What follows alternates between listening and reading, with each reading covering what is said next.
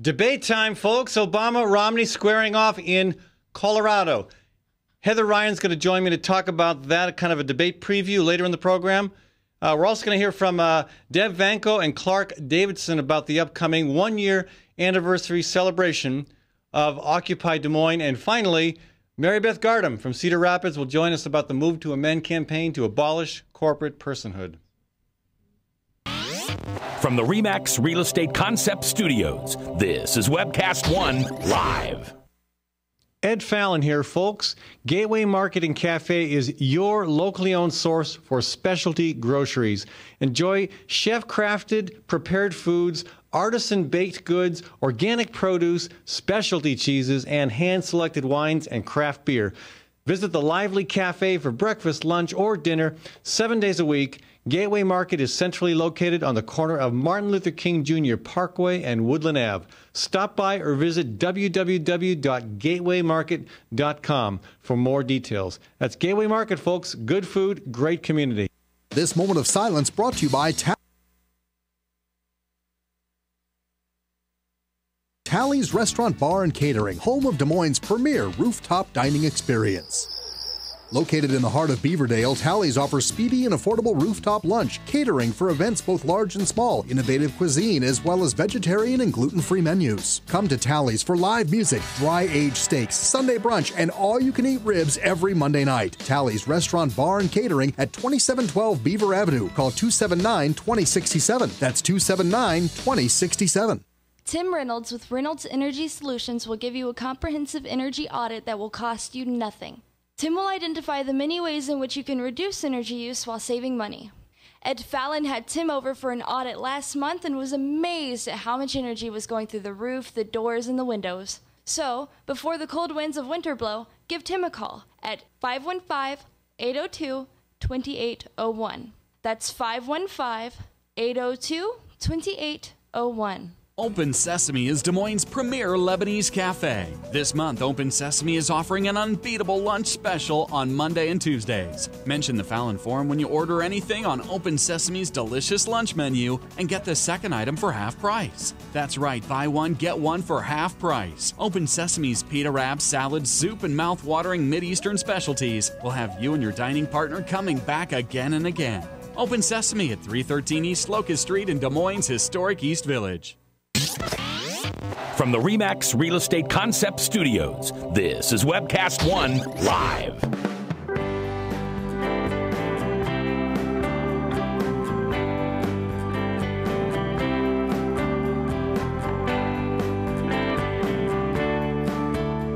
Much news, so little time, such a small brain. I do the best I can, folks, but you know what? I've got honey on my side. I've got Soder Apiary's honey. The dude just gave this stuff to me when I was passing through the downtown farmers market. That's happening today through, I think about 2 o'clock or so, every Wednesday. Anyway, if you need honey, if you need to sweeten your disposition, which people tell me I need to do on a regular basis, I recommend Soder Apiary's Pure Honey. I got the plain variety and I got the cinnamon variety here. I'm looking forward to that. Anyway, we have other things to talk about because the world continues to move forward. We're going to talk about the debate tonight. Heather Ryan will join me for that. We're also going to talk about a campaign that most people aren't yet familiar with. It's called Move to Amend. It's regarding the initiative to take away a corporation's right to being a person. Of course, Mitt Romney reminded us at the state fair last year that corporations are people too, my friend. Well, some of us believe otherwise, but seeing how corporations abuse this right to personhood and abuse the populace in so many ways, we beg to differ. So we'll talk with Mary Beth Gardam about that. Related to the whole idea that corporations are in some way an abuser relationship with the rest of the country these days, if you look at Wall Street in particular. I have the delight to have Deb Vanko back in the program with me, along with Clark Davidson.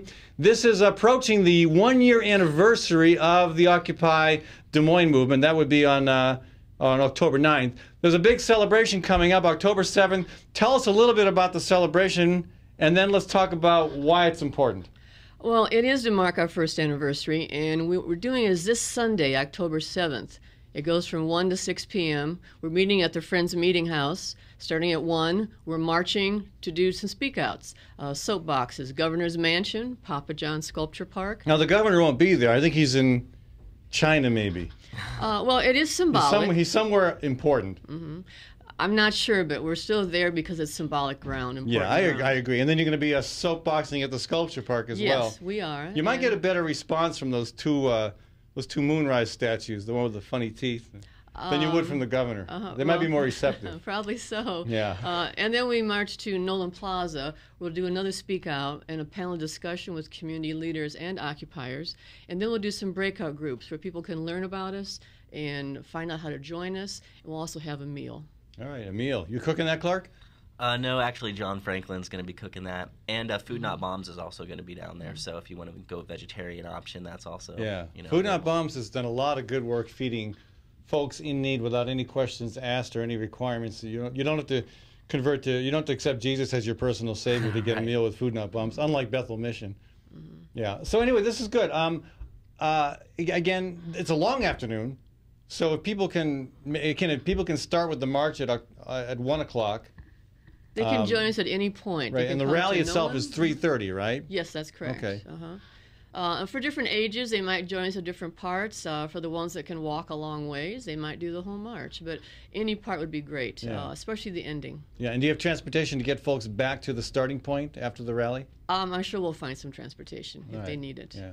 It's a Sunday, and of course, bus service on Sundays in Des Moines is pretty limited. It used to be non-existent, so I guess we'll take limited over non-existent. Right. Can I tell you more about why we do the march? Sure.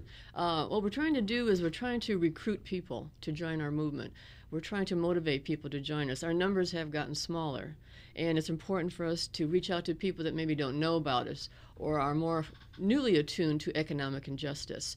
We want to attract those people to join our numbers, and we're also there at the panel to kind of say that why it's important, that resistance is important to our movement and all movements, and what you can do to make a difference, to have ordinary people believe they can make a difference. Okay, good. I mean, and I think, that message continues to resonate. They say the economy is improving, more people are doing better than they were, but things are still a mess, and folks know how greedy Wall Street was and continues to be. Right. Folks know that Wall Street got bailed out, and the rest of us are still left holding the bag and paying the tab. Exactly. And we need to continue our pressure on the banks, Bank of America, Wells Fargo, the ones that we protested at. And we've also now included Monsanto. This is our more fall actions. Pioneer and Monsanto are our corporate agribusiness targets.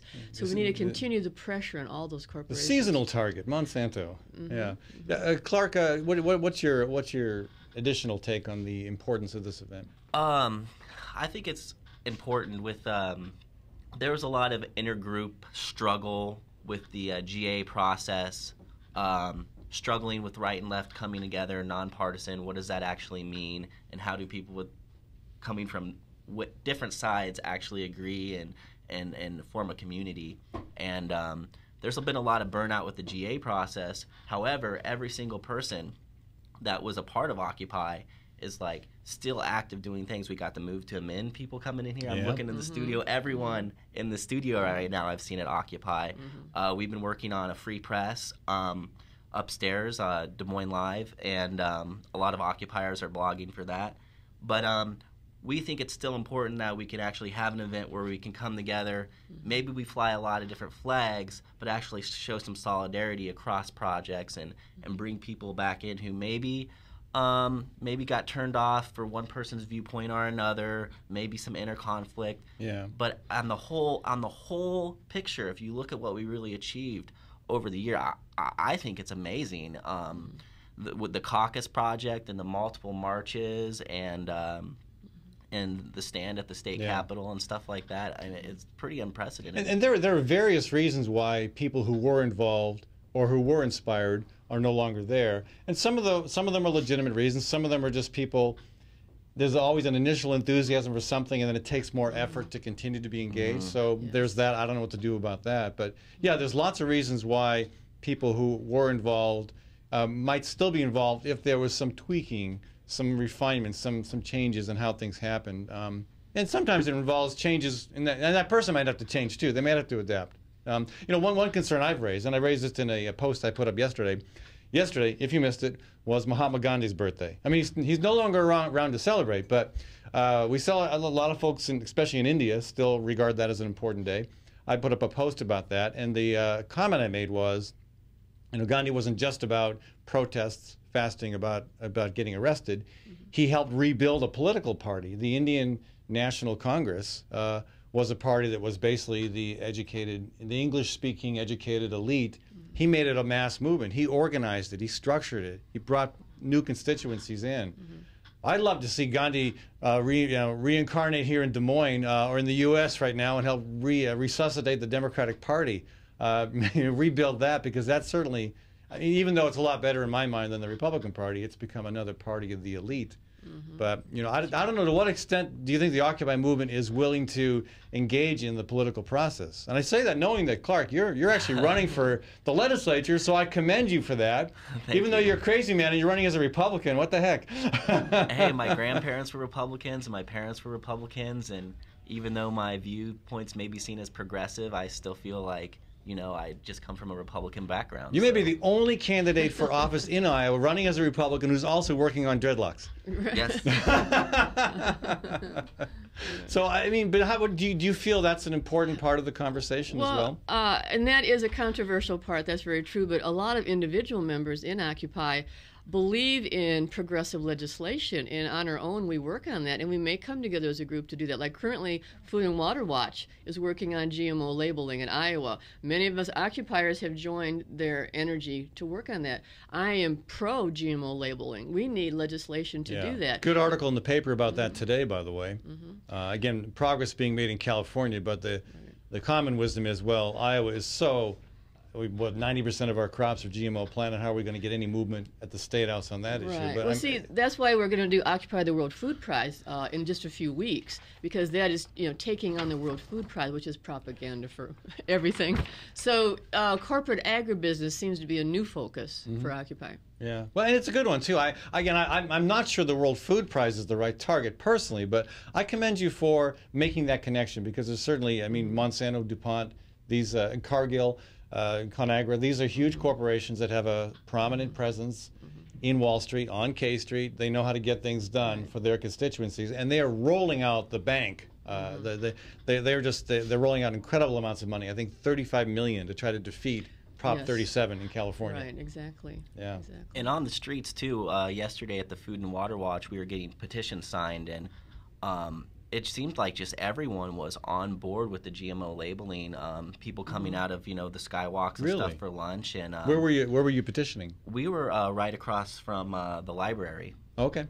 And people came out from Nationwide, and they said that they don't insure certain agricultural operations if they use GMOs because of the dangers associated with them.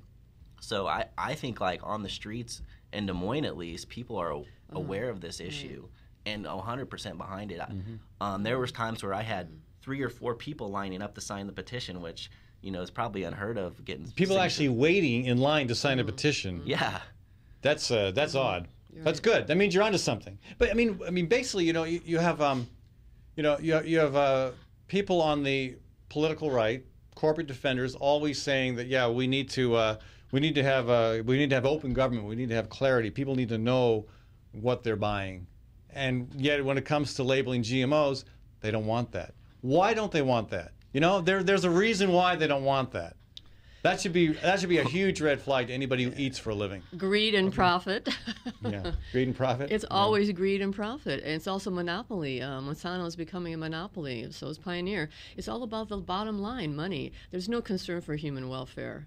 Yeah. There's so much written about how they've even orchestrated with political leaders in other countries to bring their products in, and the death of all the Indian farmers. It's an amazing, horrible story that they're a part of. Yeah. Well, so let me ask you about the breakout groups. This occurs at the end of the. You've got the rally at 3:30, and then and there's a panel discussion after that, or part of that? 3:30 is the panel. 3:30 is the panel. Breakout is 5. And what happens during? What does that mean? What are you going to break out and do? Well, Clark is doing that. You want to? Yeah, I don't know if you remembered from the Capitol last year. You were there when we kind of said, hey, food and justice over here, communications over here, legal. I went to legal. Legal over here. Yeah, and and many times the conversation I got involved with the state trooper has been played. So yeah, I remember that really well. Yeah, so we're just trying to re-energize our committees. Okay. With moving from location to location, changing our GA process with our overhaul proposal that we passed about a month ago, and reformulating our communications. We're really kind of in this phase where we're trying to kick off, year 2 and get reorganized. So we're hoping, that the breakout committees will be a chance for, maybe Jess Mazur and you and Dave Goodner will all sit down together with Adam Krause, and say, hey, we had some disagreements in the past, but, we really need to get focused on these issues because when it comes down to it, our core beliefs are pretty much the same. And Adam Krause, for information purposes, he's of the anarchist persuasion. And here we have Clark, who's of the apparently Republican persuasion. I don't know. Well, okay, all right. Depends on what you mean by that. Well, a Republican candidate at any rate. But my feeling is I get tired when people I get offended when people denigrate protests. I have plenty of folks that I travel with in political circles who think protest is always wrong, getting arrested is wrong. I think that's a valid and important element of social change. But I also think that we have to be supportive of the importance of lobbying, as Deb does, and of systemic change, of actually creating a political force that is going to make those changes that that will make everything else so much more meaningful. Because again, we can beat our heads against the wall all we want. If we don't have a government that actually begins to represent our interests, we're not going to get very far. So I hope there's some maybe I need to change how I regard the anarchist contingent. But I'd like to ask the anarchists to begin to change how they regard the folks those of us who are more politically inclined. A lot of activists are saying now that you need to be in the box and out of the box. So both are really vital. One is not enough. I think people are rethinking that. Like I'm also in Move to Amend and Wilf, and I went to lobby Congress. We made lunch for them, homemade soup, because that's what's done. Right. So I guess you do whatever you have to do to influence people. Yeah. So if folks can if they can't make the march, it sounds like the focal point, the culmination of Sunday's event is going to be the panels and again even more important maybe the breakout groups. Well, I think it's all important. Yeah, it is. But I'm saying there may be people who don't have 5 hours that they can commit to this. Right. Exactly. So I'm trying to say if you are one of those folks who has other things to do on Sunday, I mean I'm gonna be there for the whole thing. So awesome. Great. Yeah. All right. Heather, you gonna come down? All right. Hey, everyone in the studio is gonna be there, so that's 5 really dedicated. Maybe I can get my. I don't know whether my bike is planning to attend. Bike, are you planning to come to the rally for Occupy? Yes, I am. Are you gonna be there? Okay. Well. Are you gonna be there? I sure am. Yeah. Well, then I guess I'm gonna be there. Yeah, I guess you're going to be there. Yeah, and I don't know if bikes are considered to be part of the 99%, but you probably feel like you're part of the 99%. Every single day. All right. As always, my bike, a phenomenal commentator on social change and movements. Anyway. All right, so again, 1 o'clock at the American Friends Service Committee. That's where the Occupy Movement's office has been for quite a few months now. And that's at 42nd and Grand. Yes. I'm curious. Is there a parade permit? Is there a police escort? What does that look like? No, we'll be marching on the streets. Excuse me, on the sidewalks. Okay, I was going to say, wait a minute. We originally wanted streets, but we decided to go to the sidewalk. The city recently kind of changed their tactic on that, and they're actually charging whoever gets the permit for the cost of the police escort or law enforcement officers. So I guess you have to pay to exercise your First Amendment right now. So what would it cost to actually have a police escort? It depends on, like, for us, we're doing a rather lengthy march. So there would be a lot more cost involved in that than a short march. There's man hours, and if they do barricades, and I guess you don't really know, but there is a bill. It could be a lot of money. It could be a lot of money. So we just decided that, we don't even really like having to get permits in the first place. When did that pass? I don't know. We don't know. We were just informed about it. I never heard of that. To get a permit. Yeah. Huh. I think it's above a certain amount of people that are marching, the money kicks in. But, so are they going to charge the Race for the Cure, for example, for the police protection for that? How about the Hy-Vee Triathlon, the marathon coming up? Well, apparently we might have a breakout group that looks into those questions. Yeah. Well, we've done the streets, the sidewalks a lot in the past, and that's a very fine place to march. So we're content with that. One last question: there's no, to your knowledge, is there any inclination for folks to risk arrest at this event? No one's really talked about risking arrest. Bringing tents has been talked about in and out with different people. Yeah. On both sides of that, but. As far as like a planned arrest, no, there's no civil disobedience really planned other than, I guess, marching without a permit, if that counts. Well, if you're on the sidewalk, then there should be no issue there. Yeah.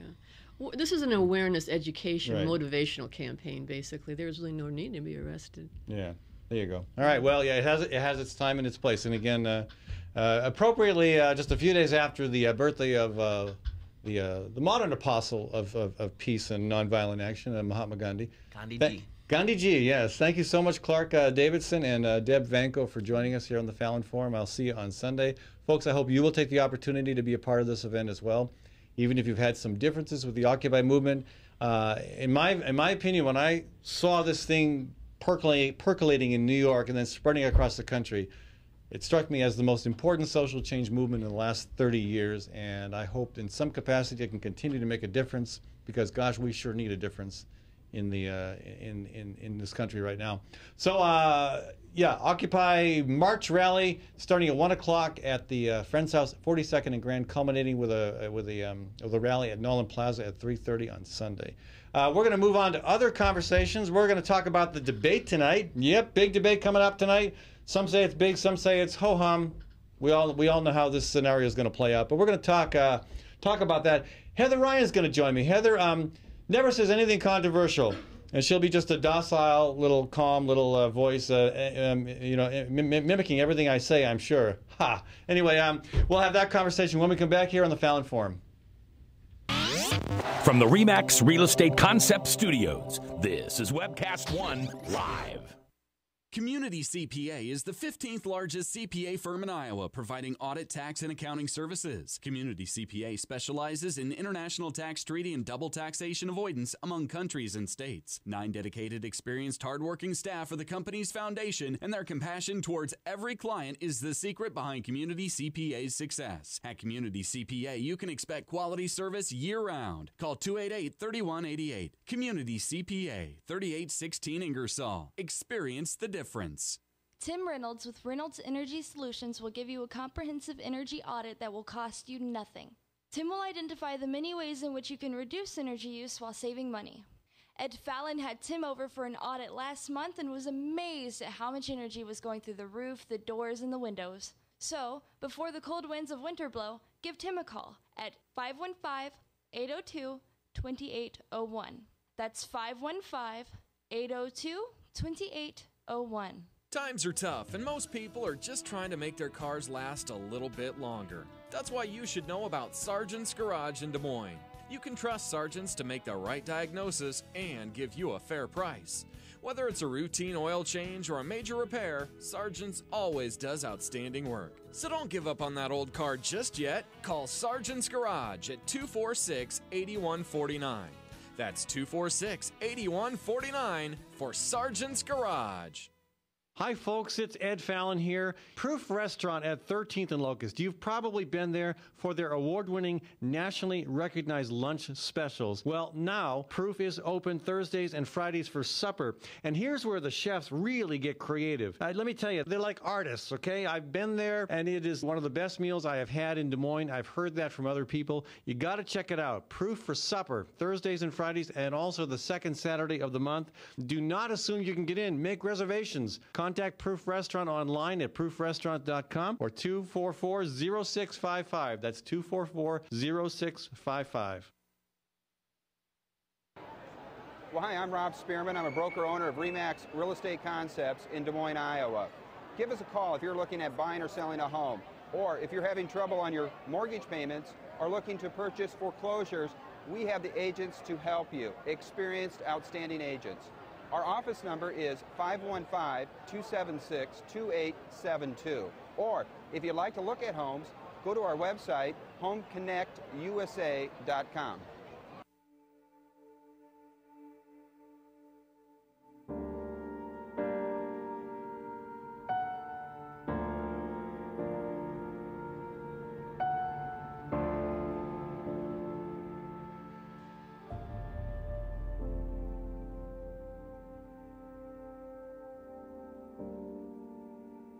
There is hope. Visit groundwire.net and chat now with a live coach for answers. From the RE/MAX Real Estate Concept Studios, this is Webcast One Live.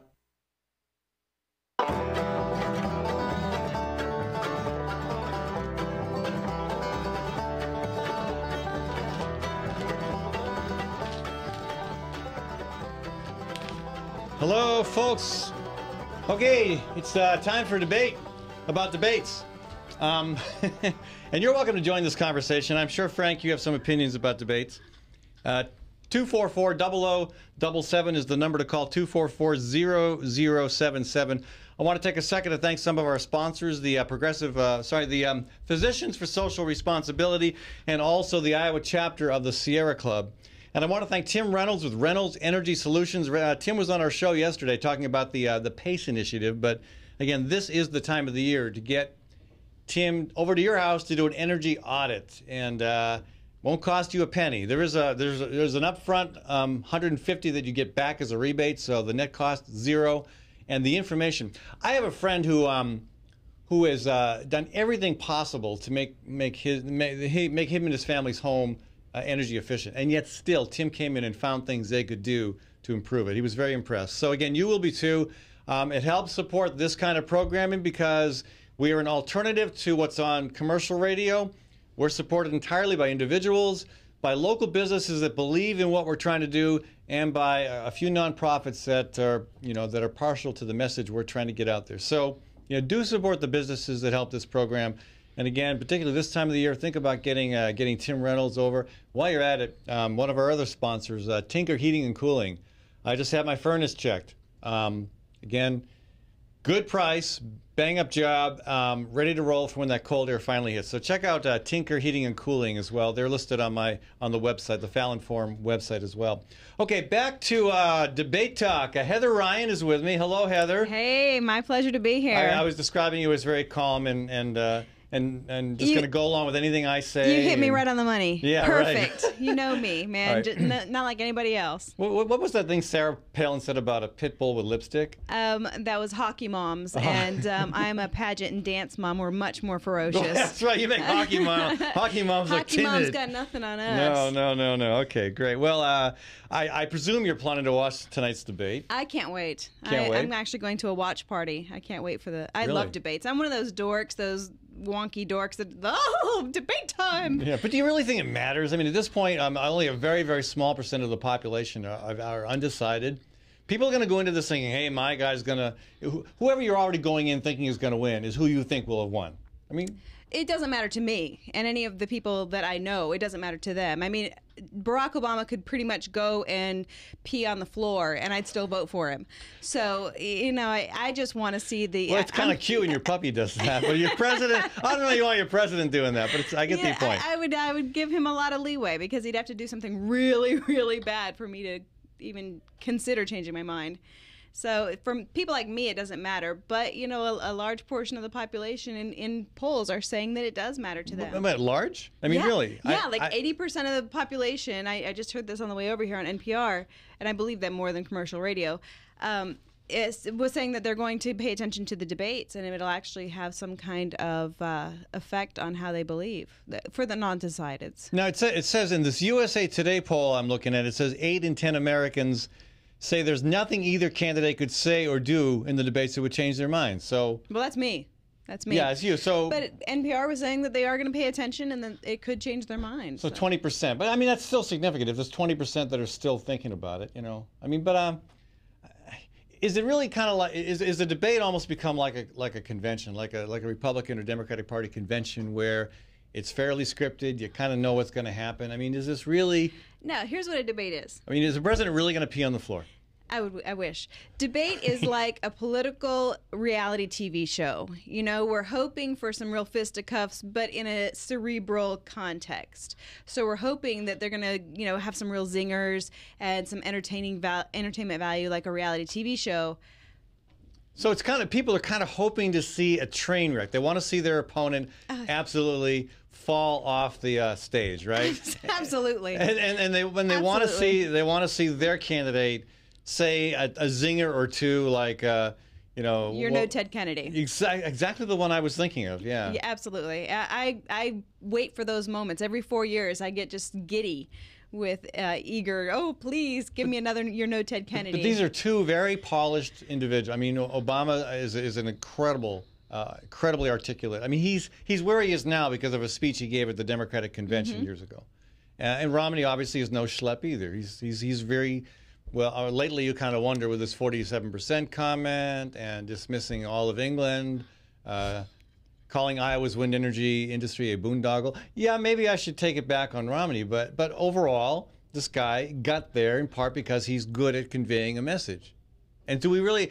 I mean, for any train wrecks to happen would be almost jaw-dropping. Is Romney good at conveying a message, really? Is he really? Or does he just have so much money, more money than God, that he can just buy his way into where he is? Is he really good at conveying a message? He has run the most asinine campaign I have ever seen. I mean, some of the things that have come out of his pie hole, I'm astounded.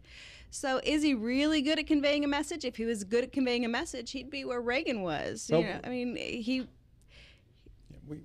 would not be lagging right now. And he is. And I mean, every poll, you look at the polls. I mean, every day there's some new state, different states are referenced. Maryland, Obama's up by 23%. Well, Maryland. I lived in Maryland. We're all progressive. Yeah, and I guess left-leaning. and that's not surprising that he's winning, but up by 23% is a landslide even for that state. New Mexico, he's up by 11. I mean, New Mexico in the past has been a swing state. North Carolina often goes Republican. Obama up by 2%. Rhode Island, again, no surprise there, up by 24%. North Carolina surprises me. I've been there too, and it scares me greatly. I don't even like to stop with my progressive bumper stickers on my car. So that actually you're not as courageous as I thought you were. There are certain states you try not to stop for gas. North Carolina, Mississippi, those are two of those states. Well, I was driving the Mississippi once years ago. And I saw a couple standing on the side of the road with their car broken down, and I stopped and I gave them a ride, and I'm still alive. It worked really well. They were really nice people. Anyway, that's a different conversation. Obama up by 8 points in Virginia, and in Florida up by 3 points. I mean, I don't. Yeah, Mitt Romney may be doing a horrible job on the stump, but I still have a hard time seeing him create a train wreck at the debate.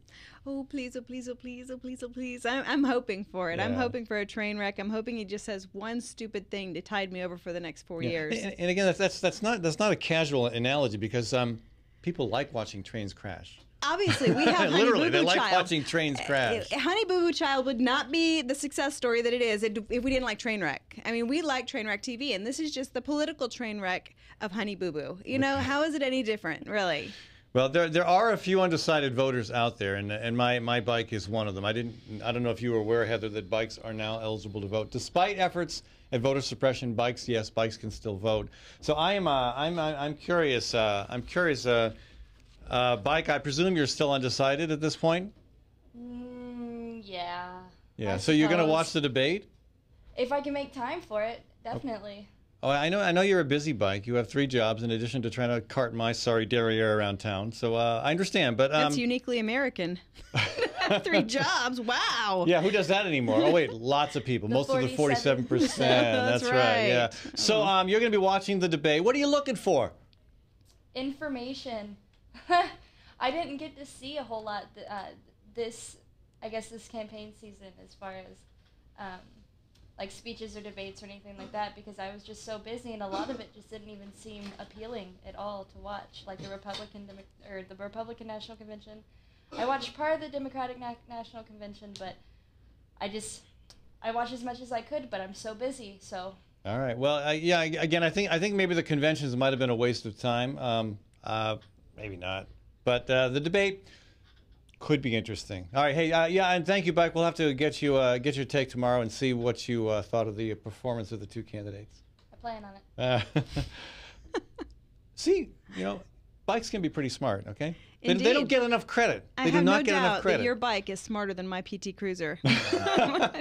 Dumbest car in America. Yeah. Well, I mean, what we don't want to see tomorrow is a bike crash. A train wreck is okay, but a bike crash would be horrible. No, with you on it, it'd be even more horrible. Yeah. Well, someone would have to take over your show, and Oh wait, that could be me. I That could be okay. So if I'm game. folks, if I get run off the road, if I'm killed in a bike crash, presume that Heather here is guilty. If it's a All PT right. Cruiser Suddenly- leaving the scene, Suddenly, you'll this know. is the Heather Ryan Forum. Okay. All right. So again, interesting little piece of a little tidbit here. 10 of the past, some say that debates can be powerful. I mean, I think you're kind of arguing that point. I'm questioning it myself, but on your side of that argument, the commentator here says debates can be powerful. 10 of the past 13 presidential elections have included televised debates. In 3 of them, 1960, 1980, and 2000, the eventual winner went into the first debate trailing in the Gallup poll and came out of the last one ahead. So again, I don't know whether you can always say that's because of the debates. I mean, one of the weakest debaters I've ever seen in my life was George W. Bush. Right, because he was a Nimrod, but he was still a likable guy that you would, drink 14 beers with. So, it's not, I don't think, just about the event tonight. It's about the fact that we're talking about it now, and we'll be talking about it tomorrow. And then, if there are any zingers, we'll be talking about it for 4 years. So it may not be just the one 20 or 2-hour event or whatever. It's actually that we make such a huge deal of it. I really think it's going to be a very powerful event. Yeah, or if it's a zinger like "Sir, you are no John F. Kennedy," we'll be talking about it for decades. Oh yeah, later. I was just watching that again, and I was like, "Oh, that's so beautiful." Because then you have Dan Quayle just like stoic, straight faced, like looking forward. I'm not even looking at you, Benson. I'm not going to do it. It was awesome. I mean, it was the best of both worlds. It was train wreck TV, and he was crashing and burning right before my very eyes. If anybody can pull that off, it was Dan Quayle. The stoic, looking forward, straight ahead, not paying any attention. The guy totally messing up a debate and causing a train wreck. And Dan Quayle, really, you never hear about him anymore, but he's a heck of a fundraiser now. So really? You think he could raise some money for my my program here? I don't know if he'd want to, but he probably could. Well, if he can do that, he can sell fire to the devil. All right. So anyway, we'll see what happens tonight. It's worth watching. I mean, this is part of the democratic process. The 2 presidential candidates. Here's what bothers me, though. Here's what bothers me more than anything. That it is the 2 presidential candidates. Why is it not at least 4? I mean, you could argue that there may be others who should be included as well, but you've got 2 parties that in Iowa are listed on the voter registration card. 2 parties that have had ballot access off and on that will very possibly get it again. And in other states, the same thing. I'm talking about the Green Party and the Libertarian Party. No matter how you feel about Green Party or Libertarian Party politics or candidates, why should they not be included? Actually, I'm not going to argue that point. That's a very valid point. You should have more people able to participate in the process. And one of the reasons is because we're in the world of reality TV, and it's much more entertaining for me. If you've got people like Roseanne Barr on the stage with the President of the United States, oh my Lord, do you know how much viewership would go up? Well, you would think brilliant. so. I mean, why? I mean, what's so magical about just having 2 candidates? I mean, when I ran for governor, we had as many as 7 or 8, or I think at one point we had even 9 candidates on the stage. It's actually a little elitist, and I think it's much more inclusive and certainly entertaining. Yeah, we never had less than 4 candidates participating in the debate, and that always worked fine. So it just seems like this is another way that the 2 parties can help put the kibosh on any dissension, any alternative viewpoints. Well, the candidates aren't going to do it. We would have to have a groundswell of support for something like that because the candidates are already under such pressure and strain. What if someone gets me with a zinger?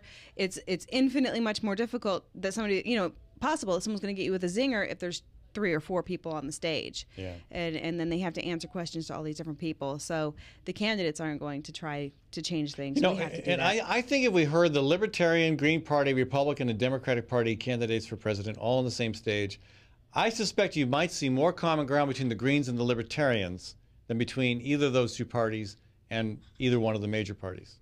I suspect. You could be right. And so we need to change the process to see if you're correct. I doubt that's going to happen because these 2 parties have a lock on the system. And the only time that you've had a third party candidate that got taken seriously enough to be included in those was somebody with incredibly big bucks. Right, Ross Perot. Right, and huge ears, gigantic ears. Big ears, big bucks, deep pockets. That's what qualifies you for participation in a major major presidential candidate debate, I guess. But I thank Ross Perot every day. I have a shrine to Ross Perot in my house. Thank you, Ross Perot. Thank you. Right, and someone on the other side of the aisle has a shrine thanking Nader.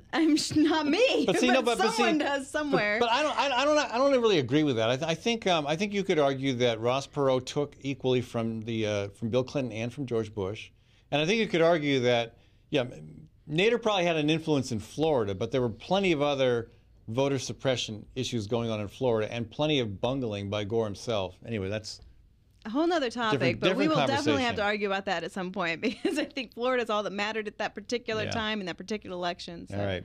Well, hey, thank you so much, Heather, for joining us. Heather Ryan, pageant talent manager, right? Well, just talent manager, but pageants seem to, for some reason. So what do you think? Is there any talent here worth managing? Or what? I think we could totally honey boo-boo you up. Honey boo-boo me up. I don't like the sound of that at all. We're going to run to a break real quick here. We're going to throw Heather out of the studio before she tries anything crazy. Thanks so much for joining us. Enjoy the debate tonight. Bike, we'll have to get your take on it tomorrow. When we come back, Mary Beth Garden will join us. She's the Move to Amend campaign, and we're going to talk about why corporate personhood should be repealed. From the RE/MAX Real Estate Concept Studios, this is Webcast One Live.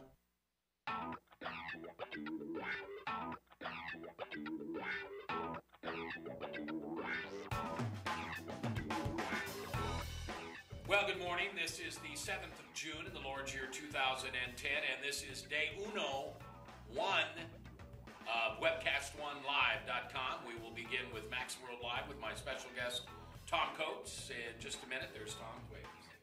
Howdy.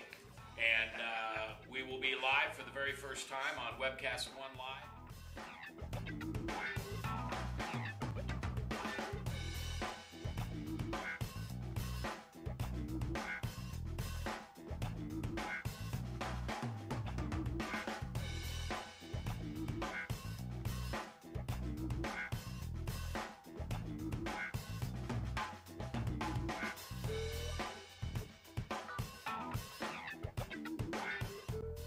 Someday we're going to look back on this and say, gosh, remember that old day in history? Wonder where Walter Cronkite was. He must have been around hanging there too. But actually, it's the beginning of Webcast One Live. And thank you for listening. Thanks, Rob Spearman, and everybody who's put together this project together. And we're ready to go live now. So thanks for listening to MaxWorldLive.com.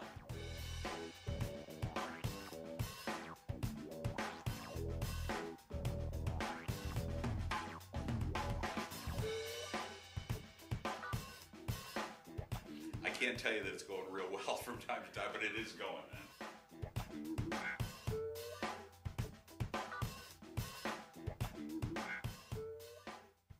Hi, folks. Ed Fallon here. When it is time to entertain, think of Gateway Market. Let them handle the details. Gateway offers a wide variety of stress-free options like cut-to-order cheese and charcuterie. There's a delicious olive bar and a wide variety of chef-prepared dips and spreads. Or let the catering team take care of the entire event, right down to the wine and beer pairings. The expert floral designers can even customize the perfect centerpieces. So stop by or visit Gateway Market for more information. Gateway is at Woodland and ML King in downtown Des Moines. Good food, great entertaining. Nestled in the heart of downtown, Ritual Cafe is one of Des Moines' most unique places, offering a wide variety of coffee and tea. Ritual Cafe also serves the only all-vegetarian menu in town. And Ritual Cafe is a cultural hub for artists and musicians, with a performance stage hosting local, national, and international talent. Make Ritual Cafe a part of your daily ritual. On 13th Street between Locust and Grand in downtown Des Moines. And check out ritualcafe.com. With warm weather finally here, it's time to think about upgrading the efficiency of your furnace and air conditioner. Leonard Tinker Heating and Cooling has provided honest, competent service for over 20 years. Whether it's your home or business, for repair work or to install a more energy-efficient furnace or air conditioner, call Leonard Tinker at 263-0422. That's 263-0422. For honest, competent heating and cooling service, call Leonard Tinker at 263-0422. I love driving to Newton to see the races. Me too, but I only have to drive across town. You live in Newton? Yep, Newton's got small town charm and it's close to Des Moines. I love the safe, friendly neighborhoods and family-owned businesses. And Newton's wind energy industry is really taking off. How'd you find your home? Dan Kelly with First Choice Realty. And Dan helped me find my office too. Next time, instead of just speeding by, I'll stop in and check out Newton. Why don't you check out Newton? Call Dan Kelly at 641-521-9260 or Dan Kelly at mchsi.com. From the RE/MAX Real Estate Concept Studios, this is Webcast One Live.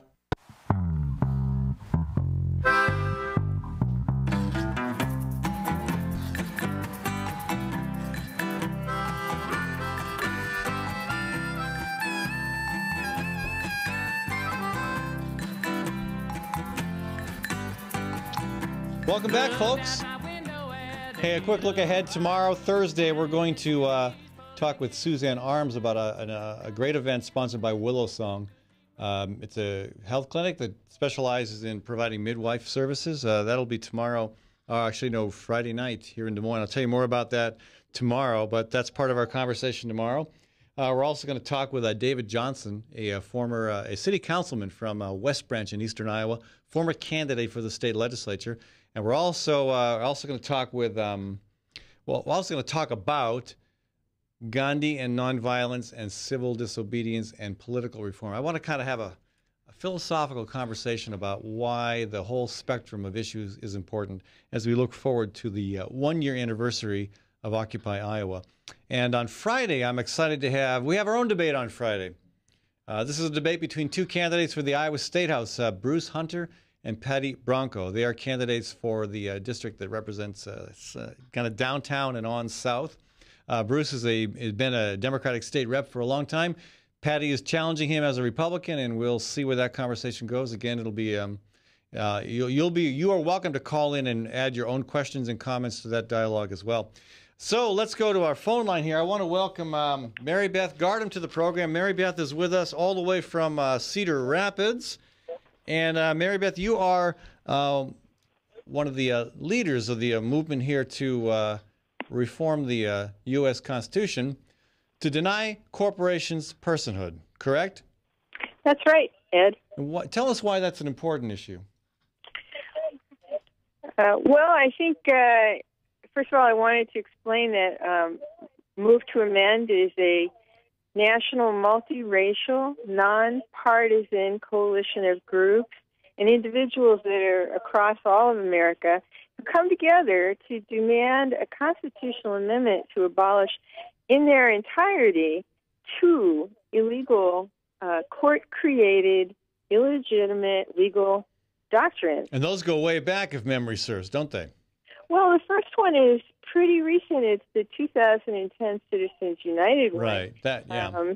And it harkens back to one in 1886. Right, and the Citizens United really didn't change the corporation status as persons.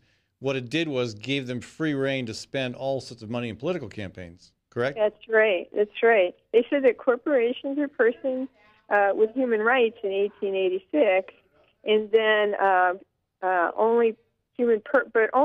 we believe that only human persons are really entitled to constitutional rights.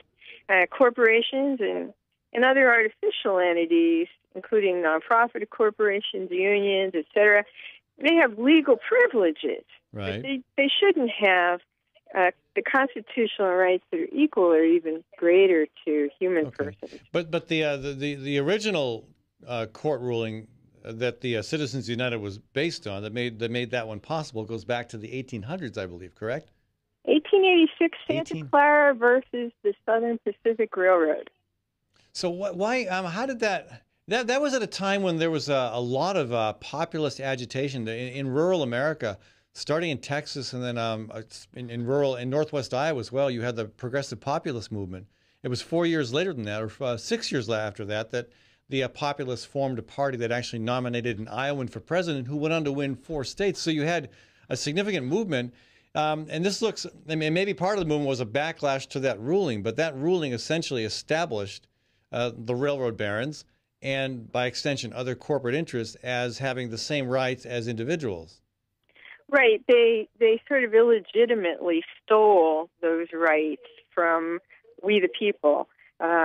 Citizens United in 2010 and Buckley versus Vallejo in 1976, which really instituted the idea that money is speech.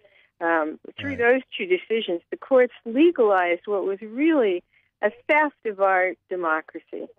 Right. And Buckley versus Vallejo, that's again, a campaign finance reform ruling that put the kibosh on lots of efforts to try to restrict the flow of money into politics. And so, campaign finance advocates have been, struggling to find ways of making that work. And they've come up with some good ways. I mean, the public financing, the voluntary public financing mechanisms in Arizona, Connecticut, Maine, those have been constitutionally valid responses to the need for reforming money in politics without risking any additional suits based on what happened in the 70s with Buckley versus Vallejo. But the but again, the problem has just gotten so much worse with the Citizens United ruling.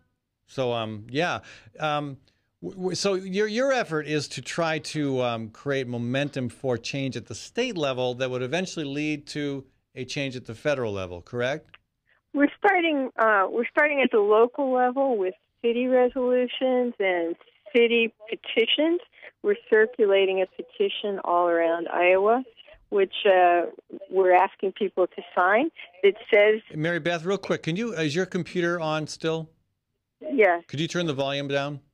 Sure. Okay, or just off completely? All right, thank you. Our petition says that a corporation is not a person and isn't entitled to the constitutional rights intended for human persons, and money is not speech and should be able to be regulated in order to protect our elections and our democratic process. So even though city councils don't have any say in how campaign finance law is structured, the idea is to build a groundswell of public opinion, starting with the smaller levels of government. That's right. If we don't engage and educate the people at the lowest levels of our country and our governments, our local levels, when this comes to a national debate, which we hope will be sooner rather than later, we won't have the constituency behind us that understands the issue and understands how it affects their lives. Well, I know Mayor Frank County here in Des Moines is very much aware of how significantly money in politics influences a city's ability to provide the services that citizens demand. And one example is this $251 million giveaway to an Egyptian fertilizer company in southeast Iowa. And it is by far the biggest corporate handout ever given by the state of Iowa, done in secret, announced without any public input. And, there's limited money in the till. And if you're going to take a quarter of $1 billion out of the public till, and we have a budget that's $6 billion, and you're taking $250 million, giving it to one foreign corporation, that's going to come back and somehow affect the amount of money that you can appropriate for needs that cities have. So I think you make a good case. Starting at that level makes a lot of sense. So are there cities in Iowa that are currently considering or that have already passed this amendment? This resolution? We're doing petition campaigns in Des Moines, Iowa City, and Cedar Rapids, which include the areas around those cities as well.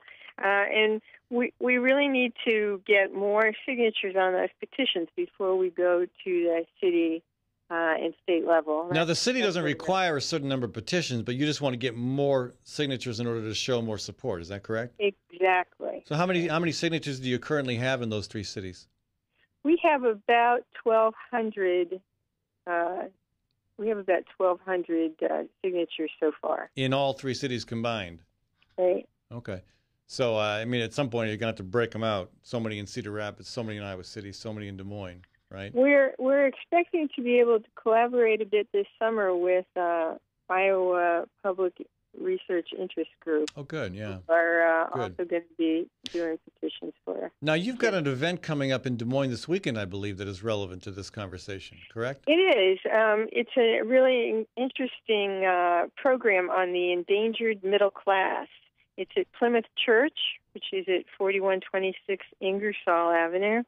It's from 10 to 3 p.m. this Saturday, and lunch is provided for free. Nice. And you can make your reservation at www.plymouthchurch.com. Who said there's no such thing as a free lunch? That's right. The keynote speech is called Resetting the Table, Economic Justice for All. And then there's a panel with, there's the Iowa State Auditor, David Vaught. David Vaught. Vaught, right. Yeah. We'll speak on the condition of the state budget. Really? And then, That's good. It's good that it's bipartisan. I know David Osterberg, I believe, is also going to be speaking. Actually, it's Peter Fisher. Peter Fisher with the Iowa Policy Council, Iowa Policy and David Project. Swenson from ISU. Yeah, David Swenson is a great spokesperson for sensible budgeting. Right. Yeah. And then I bring up the end of the day with more information about Move to Amend, which, we are bringing together principled conservatives, principled liberals, people who are moderates, people who may disagree on elements of politics, but who can at least agree that in a democratic republic, the people should rule. We are self-governed. The one thing the majority really can't do is violate the individual inherent rights of people. Now, let me ask you, Mary Beth. Are there folks on the right, Republicans or conservative voices, that are also on board with this campaign? Indeed, there are. The founder of the Tea Party movement was one of our early endorsers, actually. Who's that? I can't remember his name. And I can't, because I never thought of there being one founder for the Tea Party. I've always thought of it as being much broader than that. But if you have Tea Party people on board, that's good. Why not? Yes, and also we have Richard Trumka from the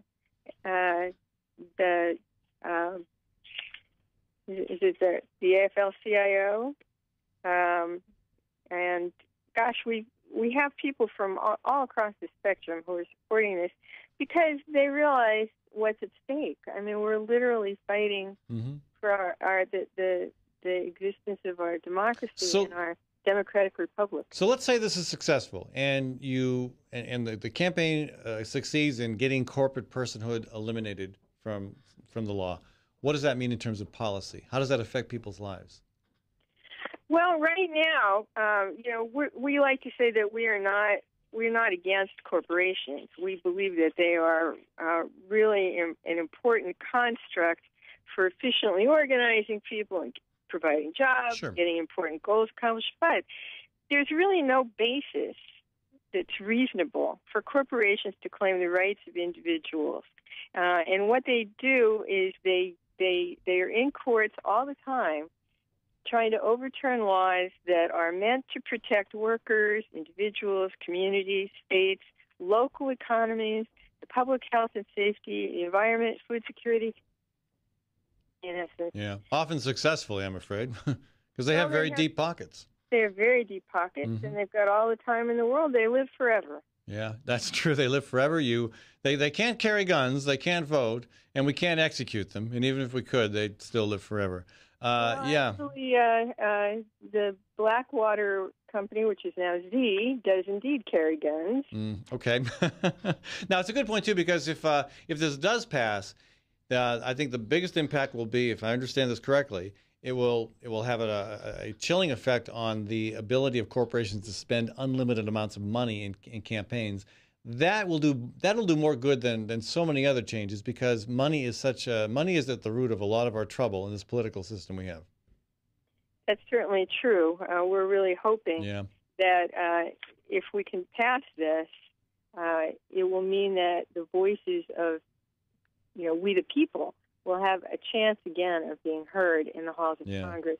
It won't matter how much money you have. It'll matter that you are a citizen with rights to be heard. Mary Beth, thank you so much for joining us. You're a very articulate spokesperson for this issue. And folks, if you'd like to hear more about what Mary Beth Gardam has to say about this issue, she will be among the presenters this weekend on Saturday at 10 o'clock at Plymouth Congregational Church. Plymouth, of course, at 42nd and University in Des Moines. Free conference from 10 to 3. Some really good speeches on what we can do to address the problem of the shrinking middle class, and tied in with that will be a conversation about the Move to Amend campaign. Again, and thanks. they can go to www.movetoamend.org to learn more. Got it. Thank you so much, Mary Beth. Thank you. Folks, Bye, and stay tuned for Bradshaw, folks. He'll be with you on 1:30 from 1:30 to 2:30. I want to thank Maddie Arrington, our producer. I want to thank Webcast One Live for hosting this program. And I want to remind you to go out and take a little time to support the groups that the businesses that make the show possible. I'm looking forward to tonight. I'm going to Proof Restaurant tonight. Proof now is serving from Wednesday through Saturday. Not just lunch. They got the lunch thing going. They've also got dinner, and I'm very excited to be heading down to Proof tonight to check out their evening selection. Again, I've been there once for an evening meal. Again, these have just started up in the last couple months. Fantastic. Best cheese board I've had anywhere in the world. So, hey, folks, Proof Restaurant at 13th and Locust in downtown Des Moines. I will be back with you tomorrow talking about a variety of stuff. And then Friday, we've got a debate between Bruce Hunter and Patty Bronco. Thanks for joining into the Fallon Forum.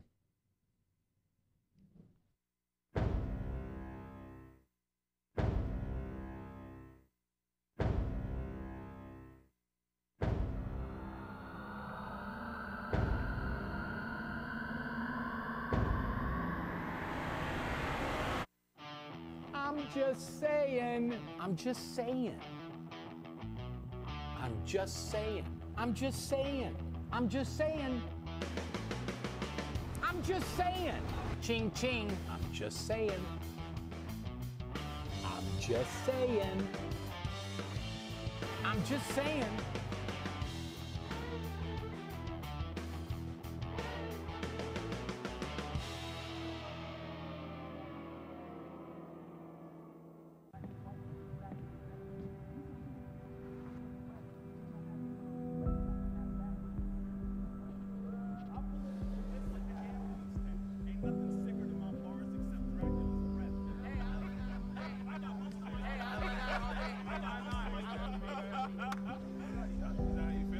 Feeling alone?